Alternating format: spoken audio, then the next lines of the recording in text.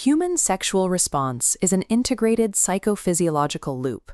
Psychological connection and physical reaction feed into each other continuously, with your emotional state directly driving your biological reactions. Researchers William Masters and Virginia Johnson were the first to map this continuous biological timeline through direct clinical observation. To understand their findings, we can look at a dashboard of two primary biological engines. The first is vasocongestion.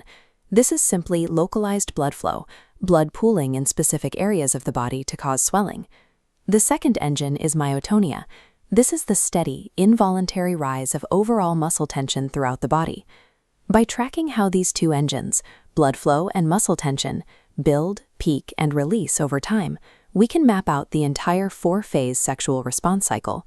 This timeline graph maps those rising gauges through phase 1, excitement. Vasocongestion acts rapidly here. An erection occurs within 10 to 30 seconds. In many cases, a maculopapular rash, known as a sexual flush, appears across the chest. But this initial phase is highly sensitive to a person's psychological state. If a sudden asexual stimulus occurs, like a loud noise or sudden stress, that localized blood flow can drop instantly, halting the cycle.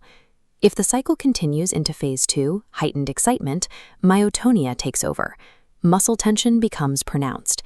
In males, the testes elevate and increase in size by 50%, and a few drops of pre-ejaculatory fluid are secreted. These initial phases overlap and fluctuate. Instead of rigid steps, escalating muscle tension acts as the key biological signal that climax is approaching.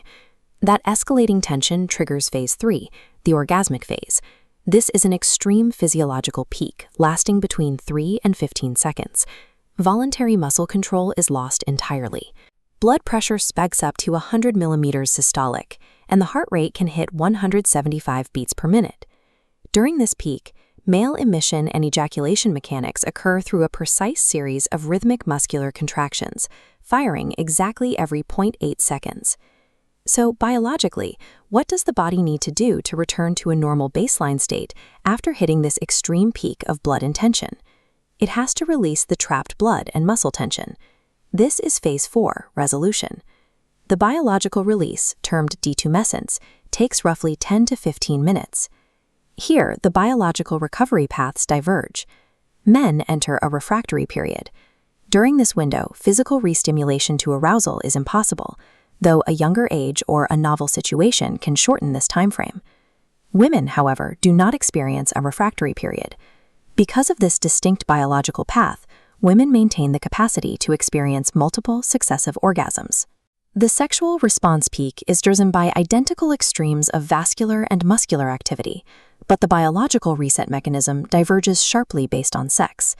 If the cycle stalls before reaching the phase 3 peak, the body must still reset. But without the release of orgasm, this physical involution, the slow tapering of built-up tension, can take half a day to a full day, often resulting in physical and emotional frustration. We can look at the complete timeline again to see how this physical data connects back to the mind. Even when a person completes the full cycle, an objective physiological response does not automatically guarantee subjective sexual satisfaction.